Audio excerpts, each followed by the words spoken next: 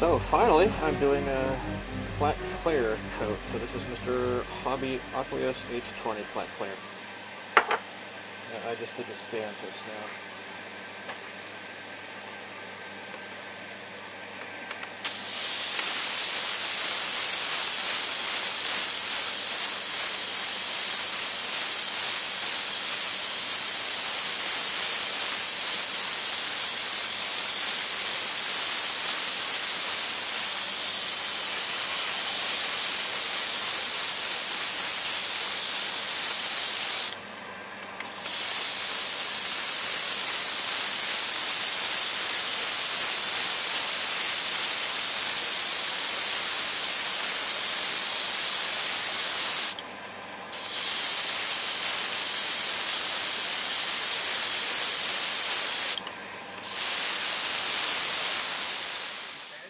So, I am done here. The clear coat turned out super fantastic. It's nice and flat. It's really great.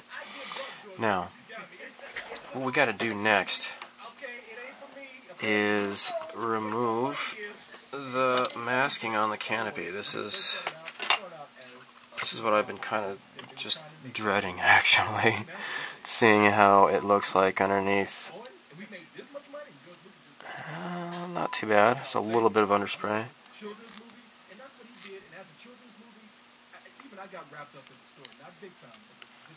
Let me work along here. It's not too bad.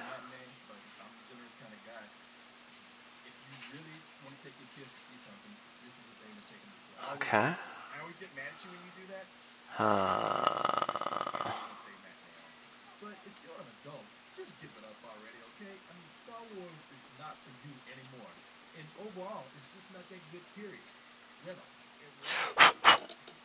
Alright, well this is loose here. I can just get rid of that with my finger maybe. There we go.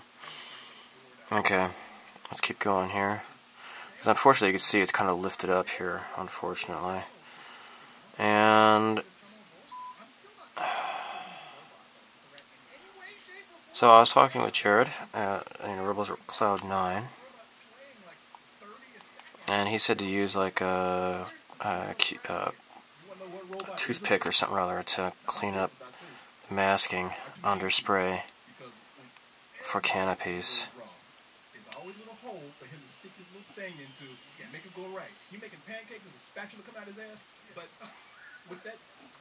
Okay. Not too bad. You can see the little guy in there. That's cool. I ran out of battery power. I think I need to use my knife.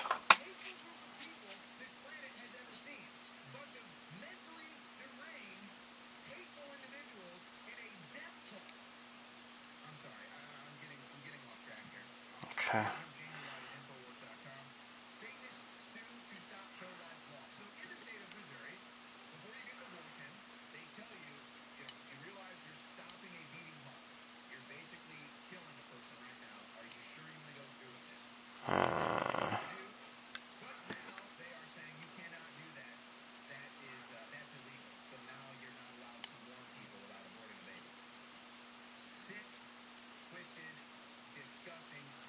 There we go.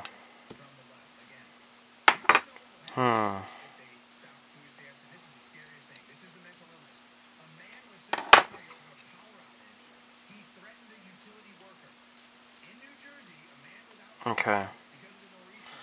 Didn't come out looking too great, but you know, whatever. Let's see about kind of blunting this toothpick a little bit. Just to get it with my tooth here. Alright. Now, I watched a video, Rob at Basic Modeling did a video on cleaning up canopies with we call it a cocktail stick, but it looked like a toothpick to me. I don't know what the difference is. I'm just gonna rub this. Maybe it does need to be sharp.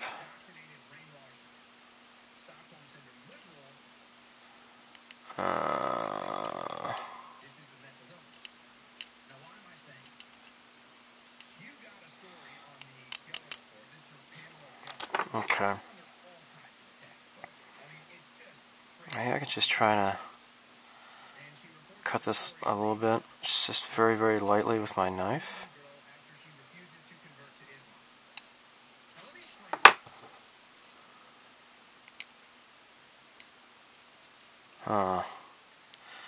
Of course, it looks much better when he does it on video than when I do it.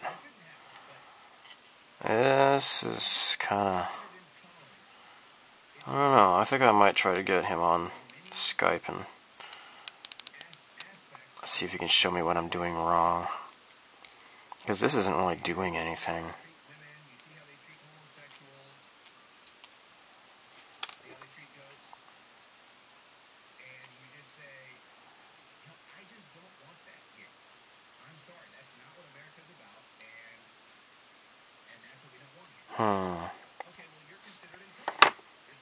Well, we'll see. Alright, so I had the same idea as Jared. He said use Novus 2.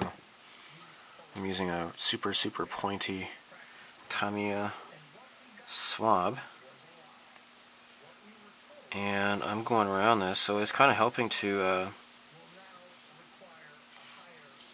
polish the glass, the front glass, and kind of take off the excess paint as well at the same time.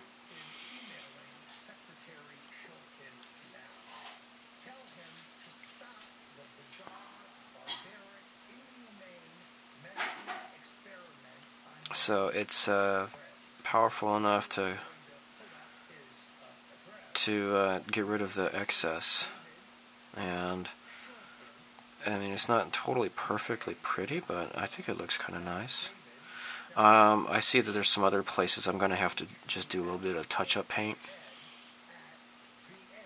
so I'll have to use the paint retarder on the lacquer to get it matched up. But yeah, it's taking it off. Hopefully you can see that. Oh crap, I flipped it over.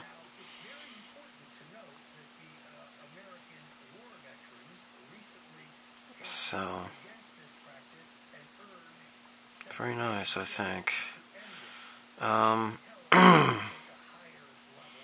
Yeah, what I'm going to do is just make sure to get all the crud out with the sharp one, and then go over this with another, like a softer cotton bud.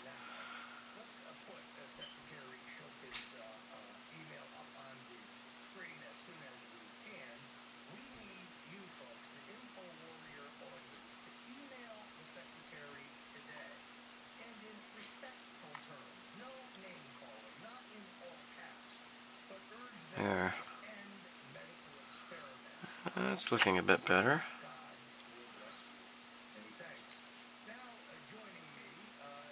Okay. So, let me get back to the top here. Yeah, this seems to be the best way to do it. Now, Rob, he uses like acrylics and enamels and stuff like that, but lacquers are a bit sturdier, and that's the reason why I like lacquers so much, is because they are so much stronger. But at the same time, for something like this, you know, when I get some underspray I need to take care of, it is a bit less convenient because it's so hard. So, this is getting it off, and I'm just going to use the softer one next to just get the overall. So the sharp one, the sharp pointy cotton swab is good to kind of scrape off and get inside the corners and such. So next, let's get a regular one here. Here we are. And hopefully this will just get the overall soft. Buff it out. See, I just missed some spot here.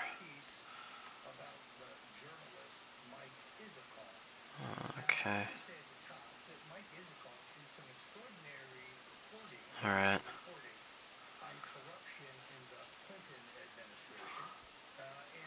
Okay, cool. Alright, now, I think I need more Novas here. There.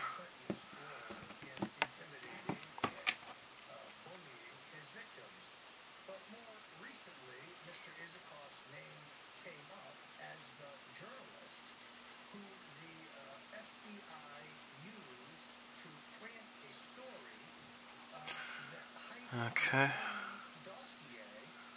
I'll just rub this until it gets clean, I guess.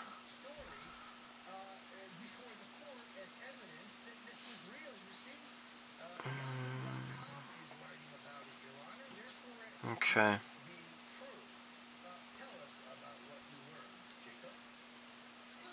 Alright. Now I'll move on to the forward screen here, view screen.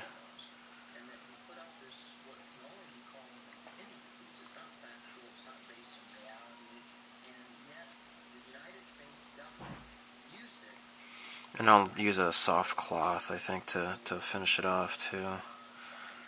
I have my Tamiya polishing cloth, I can use that.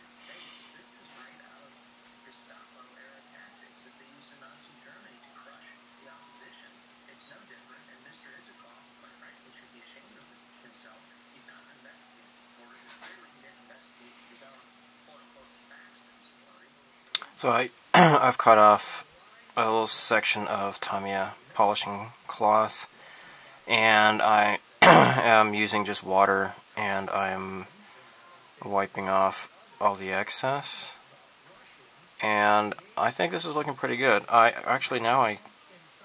that's gone. I can see right here in this corner still got some residue, and also right here. Maybe I can just use just the back end of my hobby knife to try to gently scrape that away. Yeah, I'm going to do that and then try this again. I'm getting really close here. So here we are. We're almost done with this. And what I would like to do, hopefully this is going to be a good idea, I don't know. I'm going to go over this with a little bit of a clear coat because there's a bit of, rough parts around the edges where I was really scraping hard, and I want this to look nice. So I had to do some touch-up work with the neutral gray. So I used this, and I used some Mr. Paint Retarder Mild, because this is for the Mr. Hobby paints. Right now I have some Future, and I'm using some paint retarder, Tamiya paint retarder. The other stuff is for lacquers, this is for acrylics. So I'll just add a little bit of retarder there. Hopefully it's going to look nice. I really hope so. And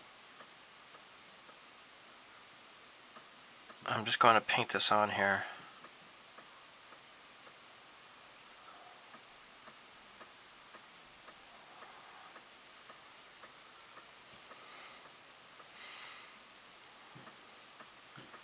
Let's just go over all of these.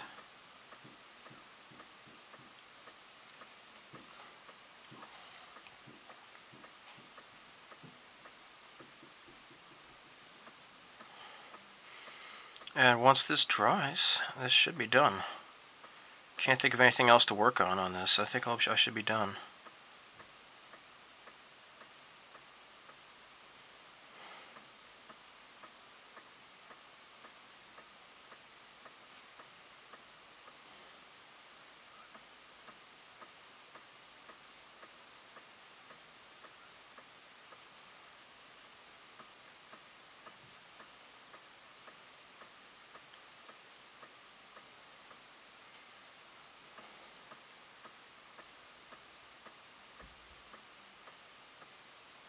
Okay.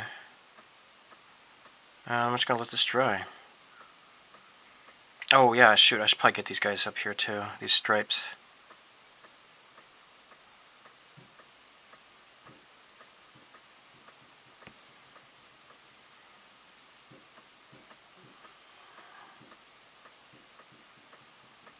There. Okay, I'll let this dry, and then should be done. So this model has been completed for at least a couple weeks, and I have yet to do actually the final stage here. I don't know why. I just, you know, gotten kind of caught up with other stuff and just kind of left these parts in the box. So, yeah, whatever. Anyhow, I'll put this box out of the way, and let's do the final part here. So this just sits on here like so.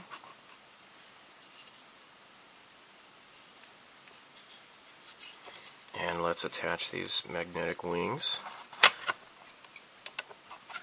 There, does that look straight? I guess so.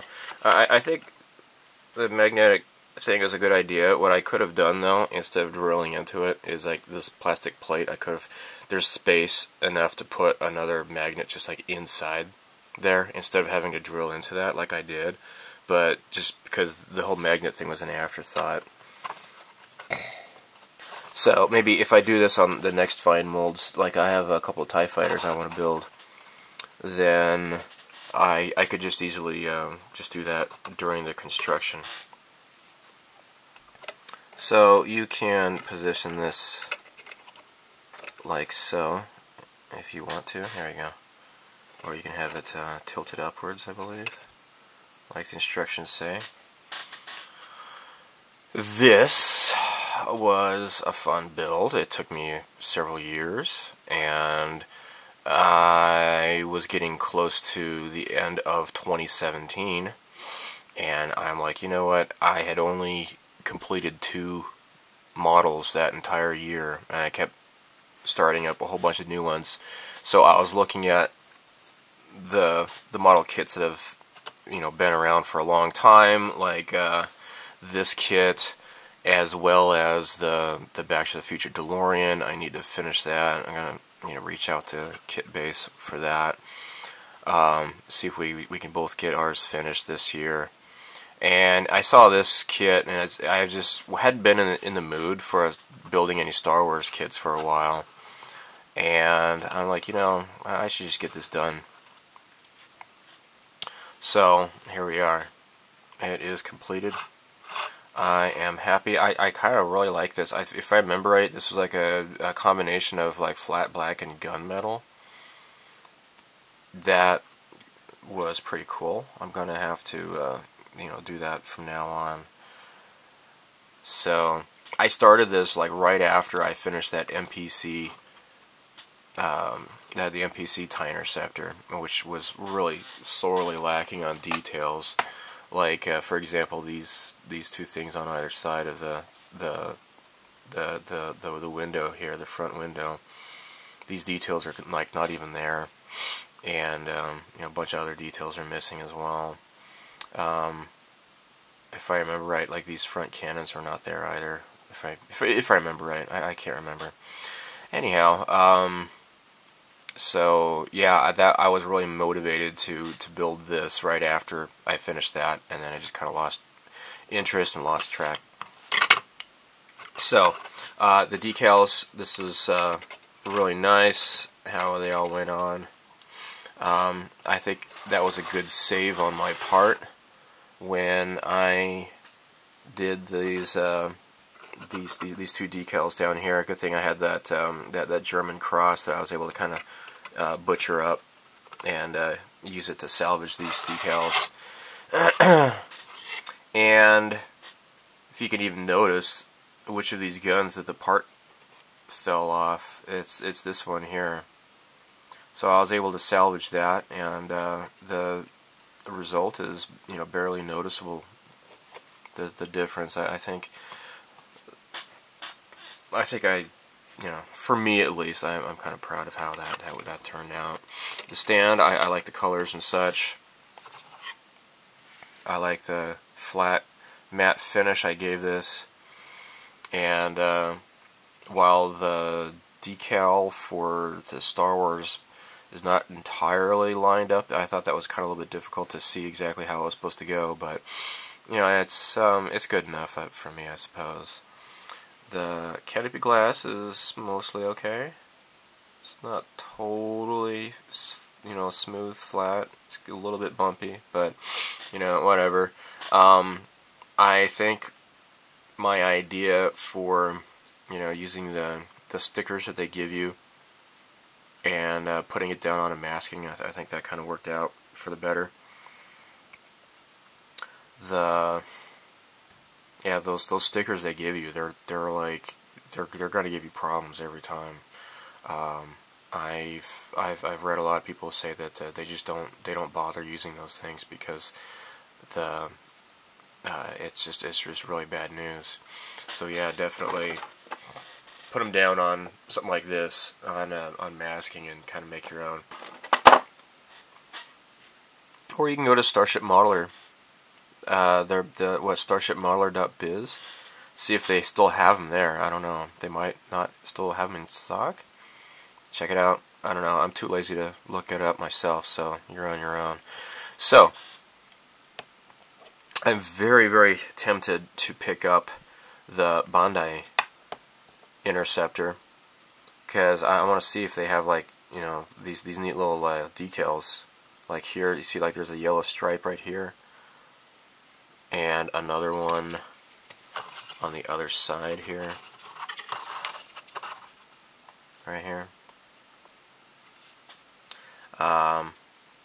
Yeah, I like the painting guide here, you know, to make this little stripe here and make these things different colors. I've seen some people, they light these little things up. Maybe these are supposed to be the engines or something rather on the back. I don't know. This was a good save, I think, on my part with the German gray here.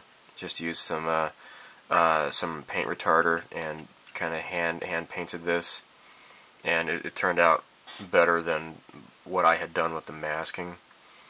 So maybe I'll just do that next time. So yeah, I am very, very tempted to pick up the Bandai TIE Interceptor because, like for example, this bottom here is, you can open it up and there's, like, you know, engines and stuff like that. And I think that's pretty cool looking.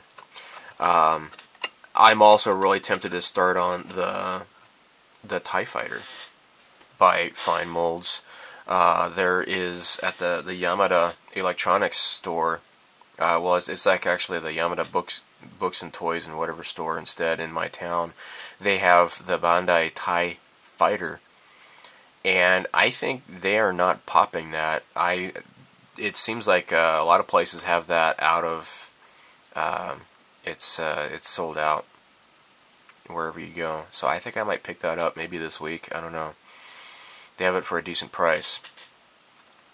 And I also have that Argonauts TIE Interceptor as well. And Argonauts is that resin model kit. And Argonauts was like a spin-off brand from Aoshima. So that is also supposed to be 1/72nd scale, but it is actually a bit smaller than this. And who knows, maybe I might start that one up next. I don't know. But I do like TIE Interceptors. They are my favorite. And it seems that Bandai, so far, I don't think they're repopping the TIE Fighter or TIE Interceptor. And they're just focusing on this Force Awakens crap. And, yeah. Anyhow, thank you for watching. I'm at the point where I'm just rambling. So, here comes the slideshow. And as always, live long and prosper. May the Force be with you.